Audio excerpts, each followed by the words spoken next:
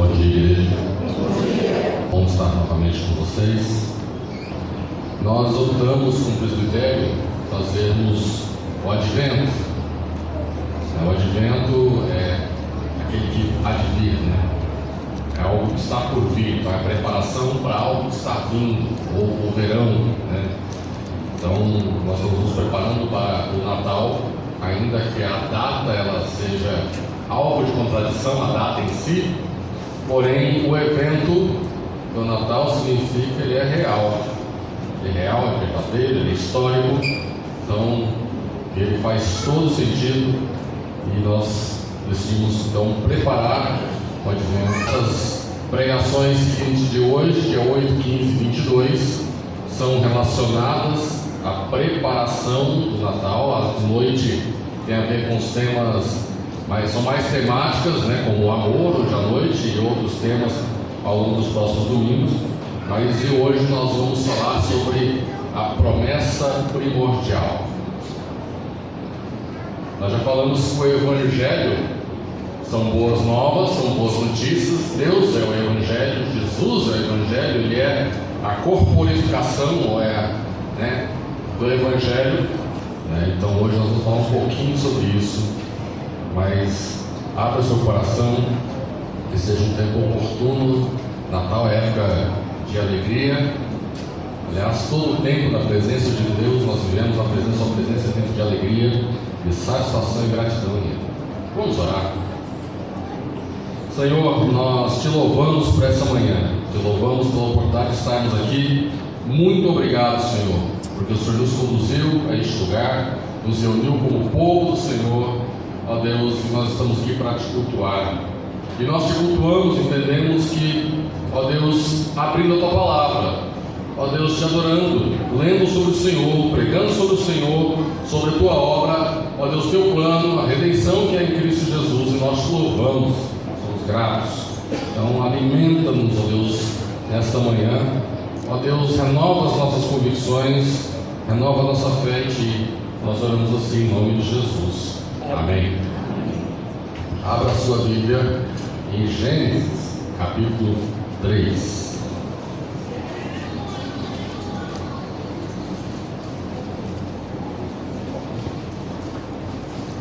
Gênesis, capítulo 3. Se você já está habituado com Gênesis, capítulo 1 fala sobre a criação. E só lembrando você, Gênesis não é um tratado científico. Gênesis, ele não é um livro que você vai confrontar com a ciência de hoje em dia. Gênesis é um livro apologético. Ele foi escrito mais ou menos em 1400 anos antes de Cristo por Moisés, às portas da terra prometida. Está acontecendo em Gênesis. Gênesis, se você lembra o relato todo de Gênesis, o povo estava cativo no Egito durante 400 anos. Aí Deus levanta o seu libertador, que é Moisés, ou Moshe. Ele foi resgatado das águas. Aí ele mata um egípcio quando ele descobre que ele é judeu, ou ele é hebreu de fato. Judeu não, ele é inclusive levita, da tribo de Levi. Ele é hebreu, ele mata um egípcio, ele confunde, né, mete o pé pelas mãos literalmente, e ele foge do Egito aos seus 40 anos e fica 40 anos nas terras de Midian, peregrinando, confuso, né, não entendendo o seu chamado, até que Deus um dia se apresenta para Moisés através de uma sarça ardente que não se consumia. Se você tiver curiosidade, assista aquele filminho infantil, O Príncipe do Egito. Não é real tudo lá, mas ele é muito legal, muito jóia. E essa cena é espetacular. Mas também tem um livro, um filme antigo dos 10 Mandamentos, ou antigo, está numa novela da Record, tá, gente? Um filme bastante antigo mesmo, lá da década de 50, se não me engano, 60. É até difícil de achar, são os 10 Mandamentos. Muito bom. Mas isso aí eu relato. Então Moisés, até esses dias, falou assim: Senhor, o que Moisés viu? O que Moisés viu naquele dia? Que durante os próximos 40 anos da sua vida, ele bate a porta do palácio de Faraó, ele enfrenta Faraó, enfrenta os exércitos egípcios, ele tira um povo, leva para o deserto, e ele mantém viva a fé deste povo, atravessa o Mar Vermelho, sobe para o Horebe, traz as leis, depois fica quase 40 anos peregrinando pelo deserto, porque esse povo não creu, até que finalmente ele está de novo às portas da terra prometida, e ele escreve os 5 livros do Pentateuco, porque ele quer deixar um legado para aquele povo. Ele escreve desde o relato da criação, uma defesa da fé, que é um livro apologético. Ele escreve sobre a saída deles do Egito, escreve sobre as peregrinações deles nos 40 anos no deserto, em Números. Ele escreve também sobre as leis cerimoniais de Levítico, e ele relembra a lei toda em Deuteronômio. Deuteronômio é uma palavra muito interessante, né? Que é davar, que é de palavra, é devarim, ou estas são as palavras, ou a repetição da lei. Nós entendemos como Deuteronômio, ou uma outra lei. Na verdade não é uma outra lei, a palavra significa Deuteronômio, mas não é uma outra lei, é uma repetição da lei, que vem lá desde Gênesis, Êxodo, Números, Levíticos. Em Deuteronômio ele repete de novo. Mas é interessante que é um livro apologético, porque pensa, este povo estava durante 400 anos, todo o conhecimento que eles tinham de Deus, da história da redenção, da história da criação, foi transmitido de maneira oral. Eles eram um povo de 70 pessoas, eles eram uma família expandida quando eles entraram no Egito. Você lembra, né? Deus chamou Abraão, deu um filho, Isaac. Depois Isaac tem 2 filhos, Esaú e Jacó. É escolhido Jacó. Jacó tem 12 filhos. José foi vendido para o Egito. Ele não faz parte da semente, mas ele é usado para manter a semente santa. E por meio de José havia fome na terra. Toda a família expandida de Jacó foi resgatada e levada para o Egito e ficou na terra de Gósen. Eles eram pastores, até que daí muda, José morre, e vem outros faraós, e vem outros governantes, e eles escravizam o povo hebreu. E eles passam 400 anos sob escravidão, e isso Deus já tinha profetizado Ele mesmo para Abraão, quando Ele faz aliança com Abraão, que eles passariam 400 anos cativos no Egito. Só que Deus levanta então Moisés e ele resgata esse povo, e eles são milhões agora. Só que este povo, por tradição oral dos 70 iniciais, eles conhecem sim a criação, o Senhor, toda a história da queda, toda a história das promessas. Só que este povo viu durante muitos anos toda a idolatria do Egito. Eles viram durante muitos anos toda uma teogonia, ou uma narrativa de como as coisas foram criadas do Egito. Então este povo precisa passar por um processo de apologia da verdadeira fé. E é isso que Moisés faz durante todo o tempo de peregrinação, e agora ele escreve seus livros. Então ele está escrevendo aqui Gênesis para dizer para o povo não assim provar que Deus existe. Aliás, ele já começa falando, né, que Deus criou. Ele não faz uma apologia da existência de Deus. Eles sabiam da existência de Deus, mas ele disse: quem criou o mundo foi Yahvé, e foi desse jeito. Ele não quer fazer um tratado científico, ele não quer comparar a ciência antiga com aqueles dias, nem assim, muito menos a ciência de hoje com aquele tempo. Moisés simplesmente está fazendo uma arqueologia. E é interessante, então, o capítulo 1 tem a narrativa da criação. O capítulo 2 ele foca justamente na formação do homem e da mulher. O capítulo 2 ele dá uma repetição então, de alguma coisa que acontece no capítulo 1. O capítulo 2 ele fala especialmente da formação do homem, da mulher. E tem algo interessante sobre o que acontece entre a formação do homem e a formação da mulher, no capítulo 2, que são as 2 árvores. Deus coloca 2 árvores no jardim.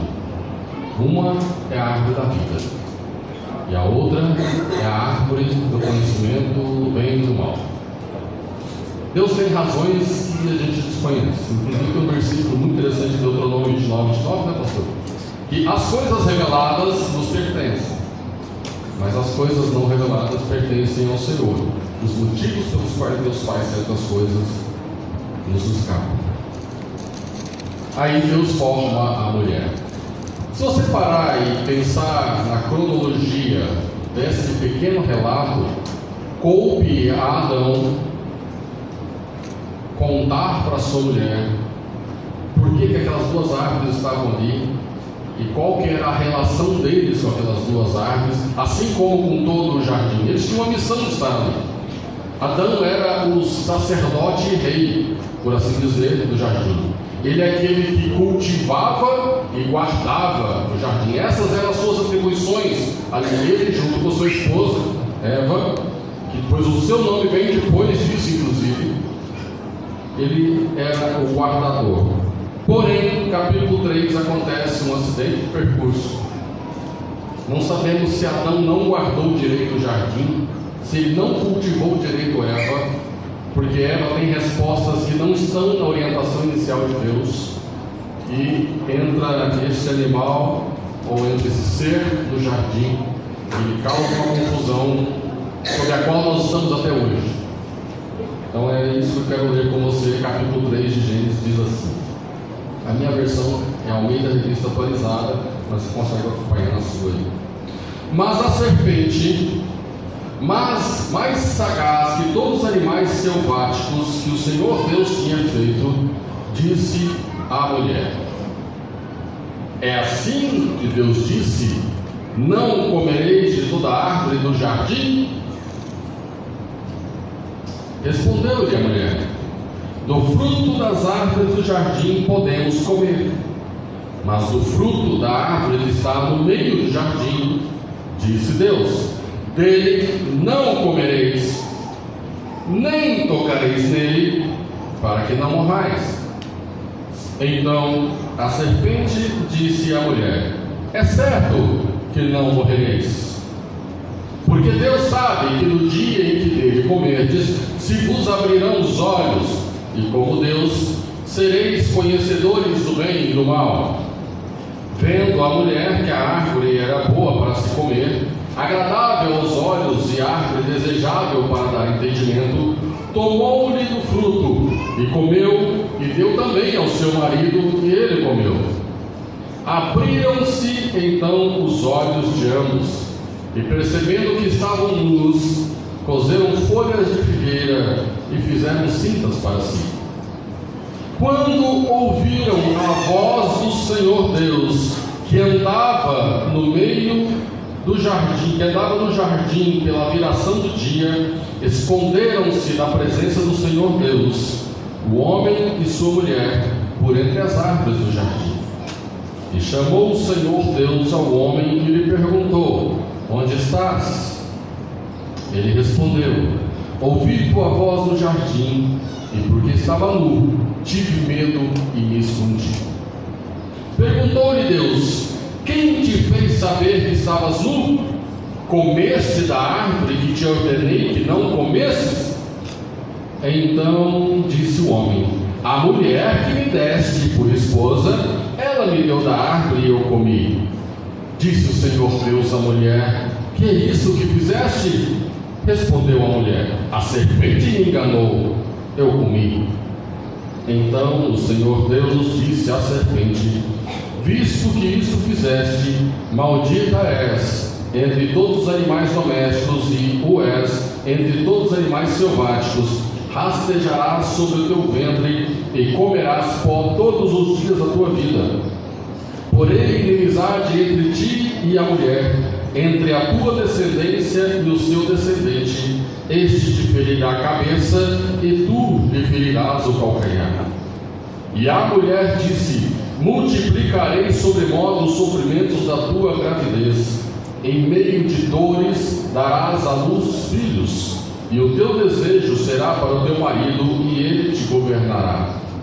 E Adão disse: visto que atendeste à voz de tua mulher e comeste da árvore que eu te ordenara não comesses, maldita é a terra por sua causa. Em fadigas obterás dela o sustento todos os dias de tua vida. Ela produzirá também cardos e abrolhos, e tu comerás a erva do campo. No suor do rosto comerás o teu pão, até que tornes a terra, pois dela foste formado, porque tu és pó, e ao pó tornarás.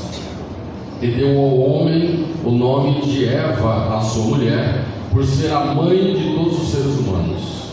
Fez o Senhor Deus vestimenta de peles para Adão e sua mulher, e os vestiu.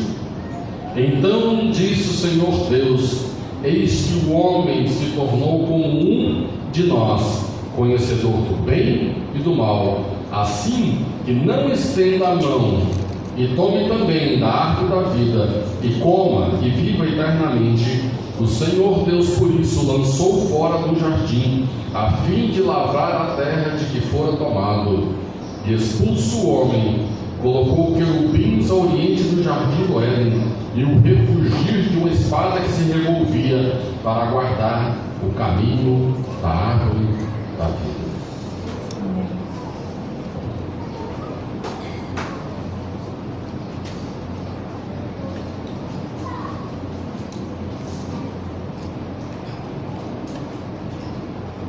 Algumas coisas são muito importantes nesse texto, que nós precisamos absorver e compreender.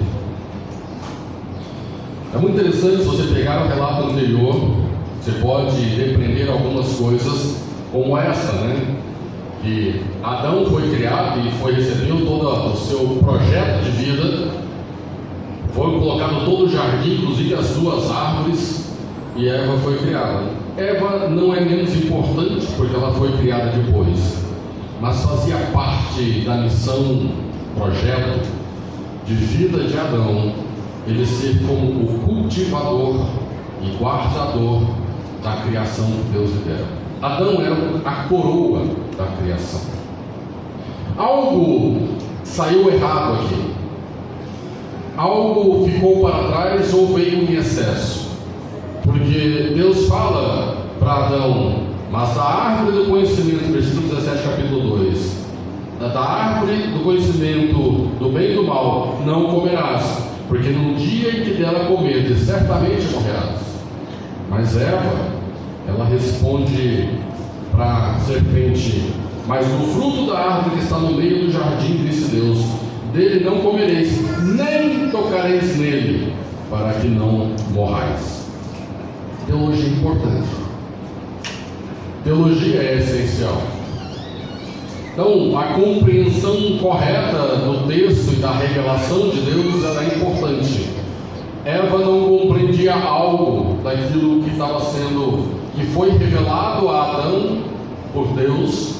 Eva escapou algo a ela. Para ela era simplesmente um impedimento, era uma árvore da qual simplesmente havia um impedimento. Ela talvez nunca tenha conjecturado em sua vida, no seu entendimento, o que de fato significava morrer, o que significava o desobedecer a essa ordem. Então havia travas ali. Não sei se Adão colocou as travas ou Eva colocou as travas para si, era de nem tocar. O perigo era tão grande que eu não vou nem tocar. Então, sabe, aquele medo que você tem do seu filho colocar o dedo na tomada, que você, causa um estardalhaço na sua casa, e outros eventos, outras coisas, para que ele não corra esse risco. Então, pela dificuldade talvez de explicar o risco que ele corre, você cause diversos problemas na sua casa. Aqui está um problema. A serpente, que é Satanás, ele entra no jardim. A Bíblia não explica como ele entrou no jardim, como este mal veio parar no jardim, mas ele veio parar no jardim, permissão de Deus, e ele começa a explorar as fragilidades que houvessem na pessoa de Eva. Podia ser com Adão, mas foi na pessoa de Eva, porque Eva já era alguém que havia recebido a transmissão da revelação. Então, talvez a serpente conjecturasse: pode haver falhas nessa transmissão. Então é ali que eu vou explorar as brechas, as fissuras. Nós não podemos colocar muito peso sobre Adão e Eva, porque eles não haviam pecado. Então há inclusive gente que fala sobre a omissão de Adão, de que Adão estava junto de Eva neste momento, que ele assistiu toda a conversa da serpente com Eva. Eu acho muito pouco provável, simplesmente porque ele disse que ela comeu e deu ao seu marido. Não significa que ele estivesse do lado, né? Não significa também que não tivesse acontecido a mesma coisa se ele não estivesse do lado ou fosse direto com ele, mas significa que Adão confiava plenamente em sua esposa, e aquilo que ela pegou para comer, ele comeu também. E muito provavelmente ele sabia o que estava comendo quando ela chegou com o fruto para ele. Mas a coisa é interessante, porque a serpente explora algo que talvez houvesse na mente destes dois, porque o homem, ele não foi criado, nós já falamos isso muitas vezes aqui, ele não foi criado o suficiente em si mesmo. O homem não tem em si a fonte da sua provisão. O homem, ele não consegue suprir-se a si mesmo em qualquer aspecto, seja ele físico, alimento, seja ele conforto, abrigo, segurança. Ele não consegue. Mas também em termos psicológicos, emocionais, o homem, ele necessita de pertencimento, ele necessita ser amado, ele necessita ter um propósito de vida. O homem necessita, e muitas vezes pessoas estão sofrendo, às vezes depressão, porque não tem um propósito de vida, não se sabe pertencer a alguém, não se sabe pertencer a um grupo, não se sabe ser amado. O homem precisa. Então o homem, ele foi criado um ser insuficiente.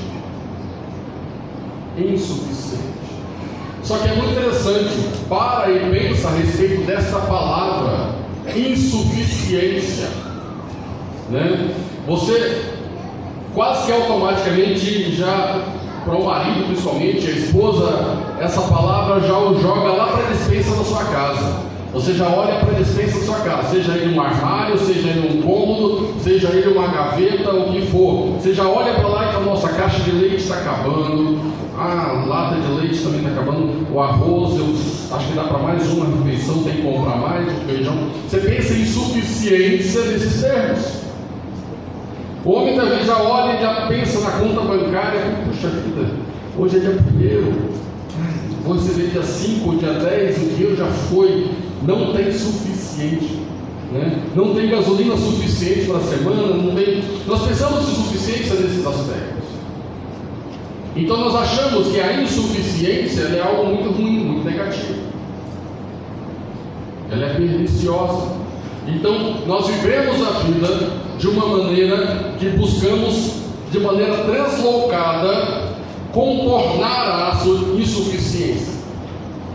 Nós vamos atrás de um segundo emprego, se for necessário, vamos atrás desesperadamente de uma promoção, nós vamos atrás de uma nova formação para ver se aquilo faz galgar um novo posto de trabalho. Eu fico estudando desesperadamente para um concurso público, para um cargo em algum lugar, uma autarquia, qualquer coisa que me dê uma garantia de um futuro, uma renda que eu não preciso me preocupar amanhã depois de perder o emprego ou coisa do gênero. Eu fico desesperadamente um carro que me atenda, um veículo, uma casa. Então nós vivemos desse jeito. Não é isso? Nós buscamos de fato. Não é assim também na nossa juventude, né? Nós queremos suficiência no amor, não é isso? Então nós buscamos desesperadamente alguém, né, que atenda às nossas necessidades. Nós olhamos para as pessoas, para o rapaz, para a moça, quem vai suprir o buraco que existe no meu coração existencial? E é assim que muitos casais já começam um problema na vida, porque olham para o outro como a solução dos seus problemas afetivos, dos seus problemas emocionais. Mal sabe ele que o buraco que ele tem no coração é o tamanho da eternidade. E lá em Eclesiastes fala que Deus pôs a eternidade no coração do homem, sem que ele possa perceber isso. Ele vive em busca de suficiência. Só que o homem, então, desde o Éden, enxerga que a insuficiência é algo ruim. Só que nós não paramos para perceber que é uma bênção. E nós percebemos isso nos versículos seguintes. Eu vou pular aqui e ler o texto. Olha que interessante o versículo 8, que fala a respeito de Deus, a respeito de um Deus que ele é suficiente e sua criatura, o homem, insuficiente. Quando ouviram a voz do Senhor Deus, que andava no jardim pela viração do dia. O Deus, Criador dos céus e da terra, Criador de todos os animais, plantas, animais aquáticos, estrelas, constelações, planetas, Ele é um Deus pessoal, é um Deus relacional. E aqui ele está falando em termos de antropomorfismos. O que é isso? Deus não tem forma. Quando fala que o homem foi criado à imagem e semelhança de Deus, não tem a ver com o formato do seu corpo, né? Não tem a ver com isso, tem a ver com outras coisas. Mas ele faz antropomorfismos para que isso seja palatável a nós e compreensíveis a nós. Aí isso aí tem um outro nome, se chama acomodação. Deus se revela de modo que a sua palavra, a sua revelação se acomode ao nosso maneira de compreender as coisas. Ela é acessível a nós, a revelação de Deus. Então está Deus Todo-Poderoso, onipotente, onipresente, onisciente, que Ele é infinito, Ele é imenso, e o universo não pode contê-lo, está andando pelo jardim, procurando por Adão, como se Deus não soubesse onde Adão estava. Não sabia. Então esse Deus, ele desce da sua glória e anda pelo jardim, na viração do dia, em busca da sua criatura. Deus é suficiente, o homem é insuficiente, mas a suficiência do homem está em Deus. E se ele tinha problemas com pertencimento, está aqui o autor, o criador de todas as coisas, andando pelo jardim para se encontrar com o homem que ele fez. Já parou para pensar o que é isso? Você sabe o que é viração do dia? Sabe aquele final de tarde? E não importa se você gastou o dia trabalhando ou está cansado do trabalho. Às vezes você acha que o seu cansaço é do trabalho, mas é o dia. O nosso dia é desgastante. Você passou o dia. Chega no final do dia, a sua alma está cansada. Tanto é, eu falei isso aqui, algumas enfermidades, a febre se dá no final da tarde. Porque é quando as suas defesas, o seu organismo, ele baixa as guardas. É hora que você não está aguentando mais. É hora que a luz do sol não é mais suficiente, mas ainda há luz o suficiente para que qualquer luz que você acenda parece que não ilumina. E aí você acende o farol do carro, parece que não ilumina nada. Aí é o lusco-fusco. Aí você não vê a hora de chegar em casa, você já está cansado. O homem chega em casa e não quer falar com ninguém, a mulher quer falar com todo mundo. Ela tem 22 mil palavras para falar ainda, e ele já falou suas 5 mil no trabalho, não quer mais falar nenhuma. Os filhos não vê a hora de não só olhar para a cara da mãe, quer olhar para a cara do pai. Só que aí dá esses conflitos, né? É a viração do dia. É a hora que você quer sentar, tomar um cafezinho, comer uma bolachinha de leite, um cafezinho, sabe, molhar assim o leite, né? Que você quer farelo de pão na mesa, tá nem aí. Você vai deixar, você vai comer o pão em cima da toalha ou em cima de um prato, vai na toalha mesmo. Se o copo é de requeijão, se é copo de plástico, não tá nem aí mais. Esse horário não importa, é a viração do dia. É a hora que você está com aquela camiseta furada, manchada de manteiga. Então assim, aquele short que estava sujo de tinta da última vez que você reformou sua casa, você não tem mais. Nesse horário você não tem defesas. Você não tem defesas. É a viração do dia. Só Deus é suficiente para nós, na nossa fraqueza. Só que onde Deus encontrou Adão,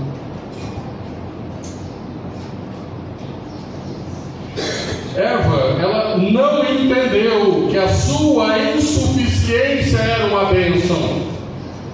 E ela se deixou enganar pela serpente. E a serpente, em outras palavras, disse para ela: a sua insuficiência é um defeito, e comer do fruto vai sanar a sua insuficiência. Você vai ser como Deus.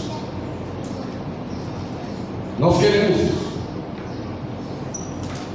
Nós queremos isso. Quer ver uma coisa que nós queremos isso? Deus tinha despejado as suas pragas no Egito. Eles viram fogo descer dos céus. Eles viram o Nilo se transformar em sangue. Eles viram chames de mosca atacar os egípcios. Eles viram os primogênitos dos egípcios serem mortos enquanto os seus estavam vivos. Eles viram o mar vermelho se abrir. Eles viram o Horebe em chamas, em terremoto, em fogo, em fumaça, na revelação de Deus. E eles estão no deserto, mas eles não conseguem entender que o maná que Deus dá todo dia, no sábado Deus não daria. E eles querem guardar, porque não conseguiam confiar na provisão e suficiência de Deus. Apesar de todos os milagres, apesar de todos os feitos, aquele povo não conseguia confiar e crer na suficiência de Deus. Chegaram às portas da terra prometida, 12 espias, 2 atrasaram, porque estavam trazendo as amostras da terra que manda leite e mel, era tão pesado, enquanto 10, não, tem gigantes, nós somos como gafanhotos aos seus olhos. Quer dizer, eles inferiram que os anaquins olhavam para eles como gafanhotos. Eles eram gafanhotos aos próprios olhos. E por causa da incredulidade de 10, Deus condenou toda aquela geração a morrer no deserto, porque não creram na suficiência de Deus. Olharam apenas para a sua insuficiência. E é o que acontece com Eva. Provavelmente o mesmo discurso que Eva recebeu da serpente, ela deu para Adão, e esse falou: ah, verdade, vamos ser como Deus, vamos comer. Só que imediatamente algo acontece quando eles comem. Imediatamente. Eles não só continuam insuficientes, que a ladainha da serpente era uma falácia, uma mentira, como agora se tornaram miseráveis. Porque justo no momento em que eles mais precisam, na viração do dia, quando Deus vem visitá-los, eles precisam se esconder da fonte da sua suficiência.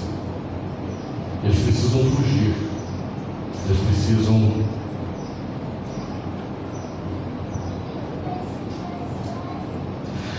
Aí o homem faz recursos próprios para sanar aquilo que é de alçada divina. Ele usa folhas de figueira e tampam suas vergonhas, a sua nudez. E nudez entenda por aqui por pecado mesmo. Eles usam os recursos que está disponível ao homem, folhas de figueira, mas eles são insuficientes. Correm atrás de árvores, mas isso ainda é insuficiente. Deus sabe onde você está. Deus sabe onde Adão estava. Deus sabe onde Eva estava. Aí nós compreendemos agora a instalação da miséria. Que não só eles continuaram insuficientes, agora eles estavam miseráveis. E agora eles eram pecadores. Olha que interessante, versículos 12 e seguintes, quando Deus faz a pergunta no 11. Perguntou-lhe Deus: quem te fez saber que estavas nu? Comeste da árvore que te ordenei que não comesses? Está aqui um homem que é miserável, insuficiente, mas acha que alcançou a suficiência, e ele diz: a mulher que você me deu. A acusação de Adão não é nem contra Eva, é contra Deus. O levantar de punhos e o apontar de dedos de Adão não é nem contra Eva, é contra a fonte de sua suficiência. A mulher que você deu me fez comer. Deus olha para a mulher: que é isso que fizeste? E ela comeu do mesmo fruto, tem a mesma miséria, não consegue olhar para si e falar assim: fui enganada, peguei. Mas ela fala: a serpente me enganou e eu comi. A culpa é da serpente. Vocês percebem o que a miséria faz com o ser humano? Nós nos afastamos, nos envergonhamos e nos mantemos separados da fonte da nossa suficiência, daquele que pode nos suprir, daquele que é o nosso provedor em todos os sentidos, sejam eles físicos, sejam materiais, sejam espirituais, mas também emocionais, psíquicos. Mas não só isso, nós nos tornamos cegos, nós já nos tornamos nus, como Adão e Eva já se viram, mas agora cegos ao ponto de não conseguir enxergar em si mesmo a culpa pelo pecado. A culpa sempre vai ser de outro, sempre vai ser de uma circunstância, sempre vai ser de um horário, sempre vai ser do excesso de tarefas, sempre vai ser o problema do carro, o problema do trânsito, o problema do patrão, o problema da mulher, o problema do marido, o problema do filho, do professor, o professor que ele está me perseguindo, por isso está me nota ruim, mas você não estudou, né? É do patrão, que o empregado é relaxado, mas o patrão fica perseguindo o empregado. A culpa é sempre dos outros. A culpa sempre é dos outros, sempre de alguma coisa que não está em si, mas no outro. Isso aqui é miséria se mostrando em toda a sua toda a sua feiura.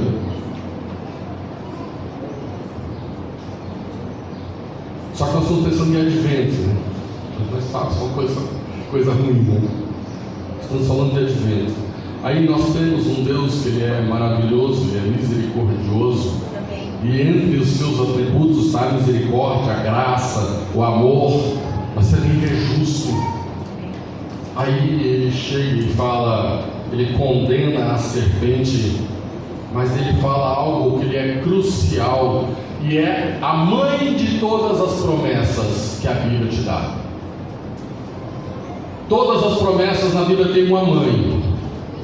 E essa é a mãe de todas as promessas. E Ele fala: porém, inimizade entre ti e a mulher, entre a tua descendência e o seu descendente.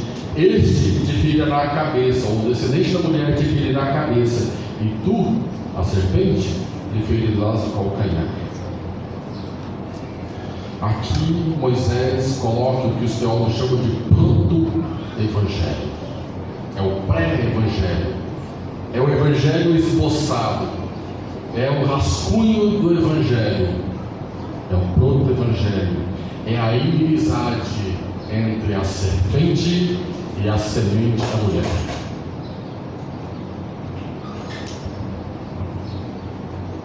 Quem é o descendente da mulher que esmaga a cabeça da serpente?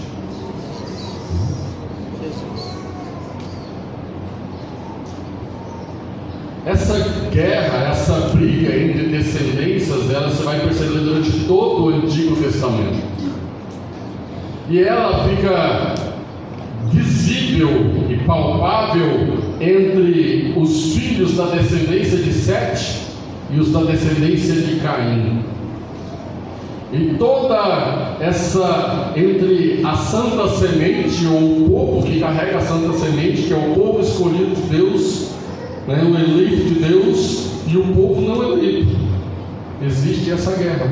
E ela, o auge dela é na cruz do Calvário, em que Jesus é morto, ferido no calcanhar, mas na sua morte Ele esmaga a cabeça da serpente. Mas toda a culpa ela precisa ser punida.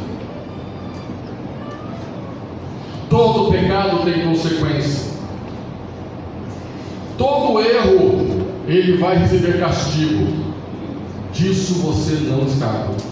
E ele continua. E a mulher disse: multiplicarei sobremodo o sofrimento de tua gravidez. Em meio de dores darás à luz filhos, o teu desejo será para teu marido e ele te governará. E Adão disse: visto que atendeste a voz de tua mulher e comeste da árvore que eu te ordenara não comesses, maldita é a terra por tua causa, e as fadigas obterás dela o sustento durante os dias de sua vida. Ela produzirá também cardos e abrolhos, e tu comerás a erva do campo. No suor do rosto comerás o teu pão, até que tornes a terra, pois dela foste formado, porque tu és pó, e ao pó tornarás. O pecado, ele tem consequências. E aquele pecado primordial no Éden, ele trouxe a desgraça e a maldição sobre toda a criação.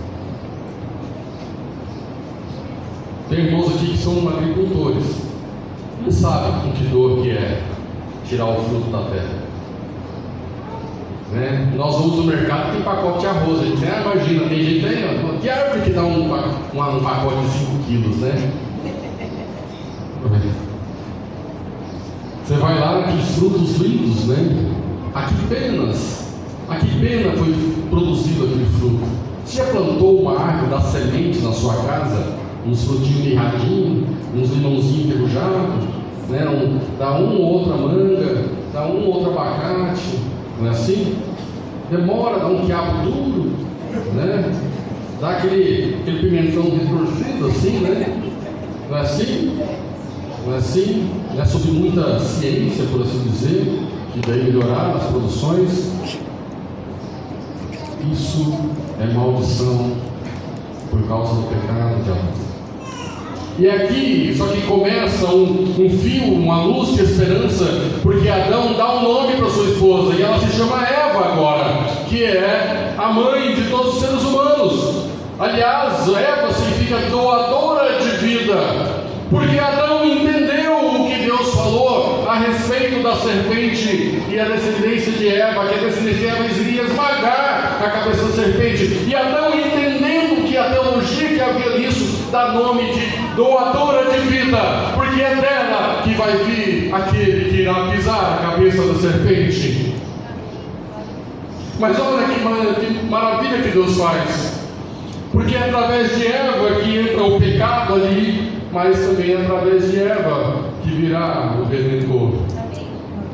Vai doer, vai ser com dores, com sofrimento, e o homem vai penar naquele sol, cavando terra para ver se produz alguma coisa, tentando tirar os espinheiros e as outras coisas. E eles precisariam então lá lutar debaixo desse sol, crendo na suficiência e provisão de Deus, ainda que miseráveis agora. Aí Deus, para mostrar, é a pedra de toque, para mostrar que a sua promessa é real e verdadeira. Versículo 21. Fez o Senhor Deus vestimenta de peles para Adão e sua mulher, e os vestiu. Fábio, qual a diferença? A folha de figueira é mais fresquinha naquele sol. Ele troca de roupa todo dia. Mas tem uma diferença na vestimenta de pele, além de durar muito mais, né? É que alguém precisou morrer para providenciar as peles, para cobrir a nudez do pecado do homem. Então, quando Deus vem e fala que a descendência da mulher irá pisar na cabeça da serpente, Deus demonstra que é com derramamento de sangue que a miséria pode ser extirpada. Então ele entende que a provisão de Deus, que o filho da mulher, ele vai precisar derramar sangue. É muito interessante que depois vem os filhos de Adão e Eva, que é Abel e Caim. Nós vimos um pouquinho disso ontem. E neles fica muito bem retratado o que acontece com esse versículo. Porque agora Adão, ele tem que transmitir isso oralmente aos seus filhos, aos seus descendentes. Abel entendeu. Ele era pastor de animais. Caim, ele era cultivador de terra. Não que isso fosse ruim, Deus mandou fazer. Ele era igual ao seu pai. Mas Abel entendeu que ele precisava cultuar ao Senhor, cultuar a Yahvé, o Criador. O que Abel fazia?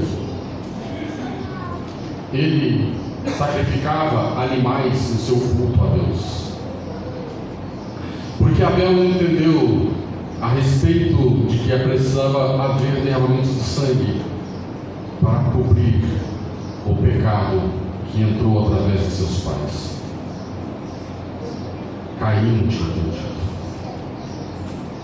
Caim não entendeu. Caim apresentava os seus legumes, as suas frutas, os seus cereais. Só que a inveja entrava no coração de Caim, porque ele via o sacrifício de Abel sendo aceito, porque ele não entendia, ele não conhecia o seu Deus, e não conhecia que tipo de culto Deus queria que fosse prestado. Abel entendeu, Caim não entendeu. Aí existe uma diferença entre pessoas regeneradas e pessoas não regeneradas, porque era uma dúvida de ontem. Então, nessa manhã, abrindo os adventos, nas pregações e aulas, ensino sobre o advento natal, duas coisas eu quero que fiquem na sua mente. Uma é a questão da nossa insuficiência, e que nós somos miseráveis nas escolhas de nossos pais lá no Éden. Nós ficamos afastados da nossa fonte de suficiência. Deus é aquele que nos provê. Ele é o nosso provedor em todos os sentidos. Está doendo? Deus é o provedor. Está em dúvida? Deus é o seu provedor.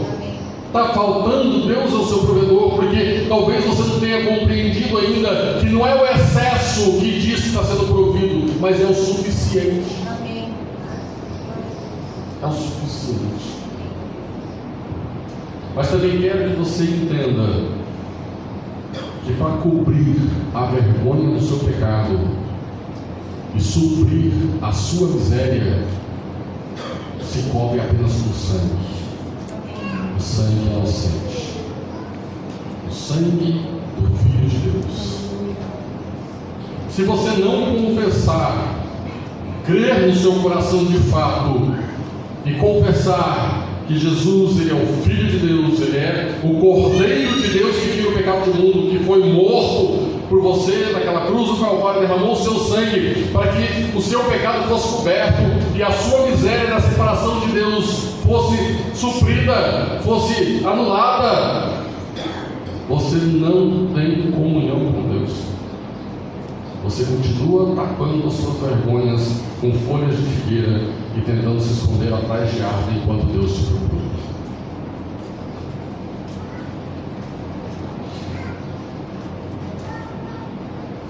Entenda uma coisa: não foi Adão quem procurou Deus. Deus procurou Adão, mesmo em sua miséria. Porque dentro do seu pecado, quem procura quem? É Deus que anda pelo jardim, atrás do seu homem, da sua criatura, que agora é miserável.